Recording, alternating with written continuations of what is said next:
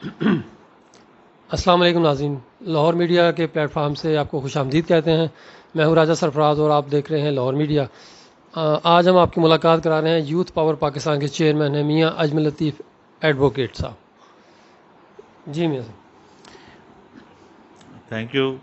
میں راجہ سرفراز صاحب کا شکریہ ادا کرتا ہوں کہ انہوں نے جو لاہور میڈیا چینل جو ایک یوٹیوب کا شروع کیا ہے، اس میں یہ بڑا کنسٹرکٹیو کام کر رہے ہیں جو قابل تعریف ہے۔ اس موقع پہ جو ہے وہ ہمیں بھی انہوں نے اپنے خیالات کا اظہار کرنے کے لیے بلایا ہے، تو میں یوتھ پاور پاکستان کا چیئرمین ہونے کے ناطے اس حیثیت سے میں یہ جو آج کل کے جو حالات پاکستان کو فیس کرنے پڑ رہے ہیں اس میں کچھ اپنے جو احساسات جو ہیں وہ بھی شامل کرنا چاہتا ہوں کہ یہ جو حالات ہیں اس میں سب سے بڑا مسئلہ ہمارا اپنا سروائیول کا آ گیا ہے۔ یہ وبا تو اللہ کی طرف سے ہے جس کے لیے ہم سب پاکستانی اور سارے مسلمان سب مل کے یہ اللہ سے التجا اور دعائیں مانگ رہے ہیں کہ اللہ میاں ہمیں اس میں محفوظ رکھے اور اس وبا کو سے ہماری جان چھوٹ جائے اللہ تعالیٰ، اور پھر دوبارہ وہ خوشحالی والے دن لے آئے۔ لیکن ان حالات میں ہی ہم نے زندہ رہنا ہے، تو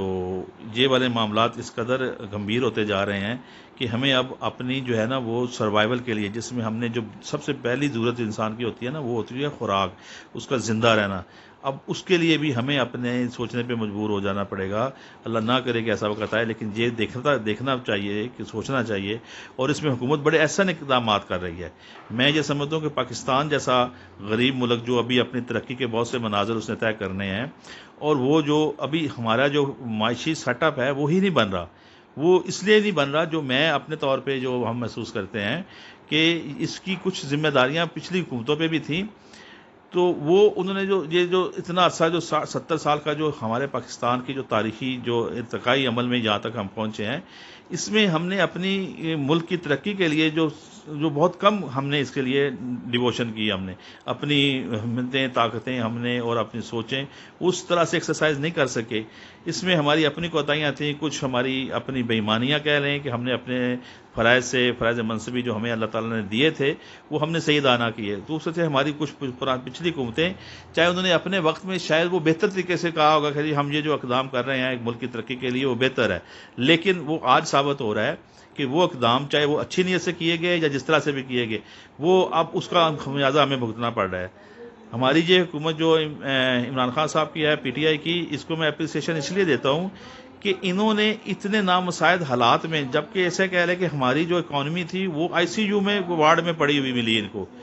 اب اس کو زندہ کر کے اور اس کو تندرست کر کے کھڑا کرنا یہ بہت بڑی بات تھی، اور اس سے بڑا ان کے لیے جو چیلنج آیا ہے اس حکومت کو پی ٹی آئی کی، اس کو یہ آیا کہ یہ کرونا وائرس آ گیا۔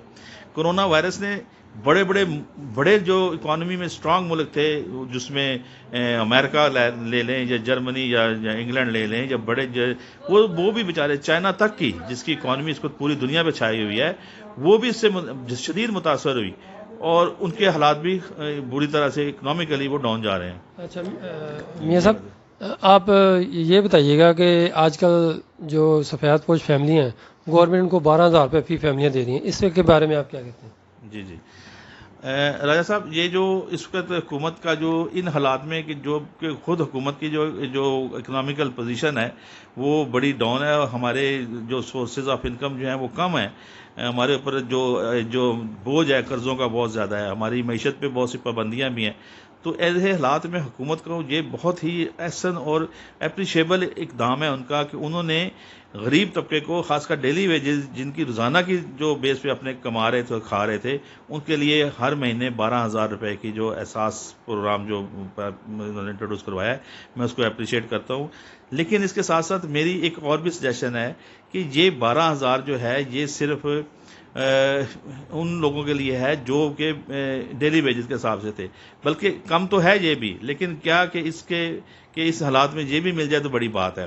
تو یہ اقدام تو حکومت کا بہت اچھا ہے، ان حالات میں نامساعد حالات میں بھی حکومت نے اس عوام کا خیال رکھا ہے، لیکن ہمارے اس سے بہتر بھی اور بھی سجیشنز ہو سکتے ہیں کہ کچھ ایسے اقدام حکومت اپریسیشن کے ساتھ این جی اوز کو ملا لیں جو اس کے لیے لوگوں کے لیے بہتری کا کام کرنا چاہتے ہیں، وہ اپنے اینڈ پہ کر رہے ہیں۔ اگر اس کو حکومت کی سرپرستی حاصل ہو جائے تو ایسے ادارے یا ایسی این جی اوز یا ایسے مخیر حضرات جو چاہتے ہیں کہ ہم لوگوں میں تقسیم کریں، تو وہ ایک منظم طریقے سے سارے حکومت کے زیر سایہ وہ کام کر سکتے ہیں مل کے. اچھا میاں صاحب ایک چیز اور بتائیے گا، جیسے کہ ابھی گورنمنٹ جو ہے، آپ کیونکہ ایڈوکیٹ بھی ہیں، یوتھ پاور پاکستان کے چیئرمین بھی ہیں اور ممبر ہائی کورٹ بھی ہیں، ممبر بار ہائی کورٹ بھی ہیں، تو ابھی گورنمنٹ جو کوئی وکلا کو جو کوئی پیکیج دے رہی ہے اس کے بارے میں آپ کیا کہیں گے؟ ہاں جی، یہ ہمارے لیے حکومت نے کچھ فنڈ جو ہائی کورٹ بار کو دیے ہے اور ساتھ پنجاب بار کونسل بھی دے رہی ہے. تو اس میں جو میری سجیشن ہے، جو ایک تو یہ کہ یہ ہیڈ ایک ہونا چاہیے تھا ہمارے. یہ حکومت نے تو دے دیے ہیں فنڈ، جو بھی انہوں نے دیا ہے وہ آئی تھنک جتنا 16-17 کروڑ روپے انہوں نے دیا، اور کچھ بار کے انہوں نے اکٹھے کر کے وہ 21-22 کروڑ کے قریب اگر ہے. تو یہ فنڈ ہے تو تھوڑا، اور جبکہ اس کے اگینسٹ جو وکلا کی طرف سے اپلیکیشنز آئی ہیں اس میں وہ کہیں زیادہ ہیں، وہ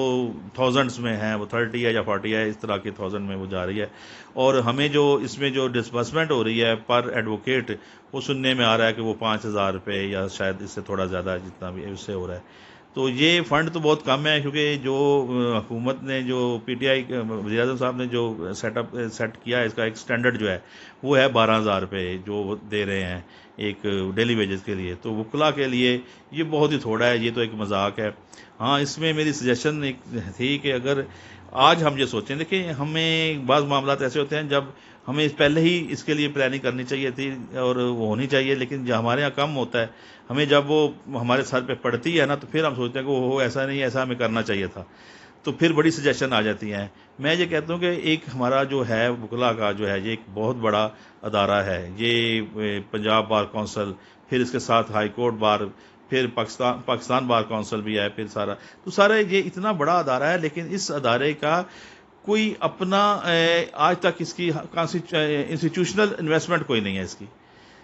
ہمارے ملک میں اس کی بے شمار مثالیں موجود ہیں کہ انسٹیٹیوشنل انویسٹمنٹ کر کے انسٹیٹیوشنل بزنس کیے گئے ہیں، اداروں نے بزنس کیا ہے، جس میں پاک آرمی بھی شامل ہے. اس نے اپنے ادارے بنا کے، فوجی فاؤنڈیشن بنا کے، یا اس طرح کے بے شمار کنسٹرکشن میں بنائے ہیں انہوں نے، اور اس ساتھ اس کے اور بھی بہت سے ادارے ہیں جنہوں نے اپنے اپنے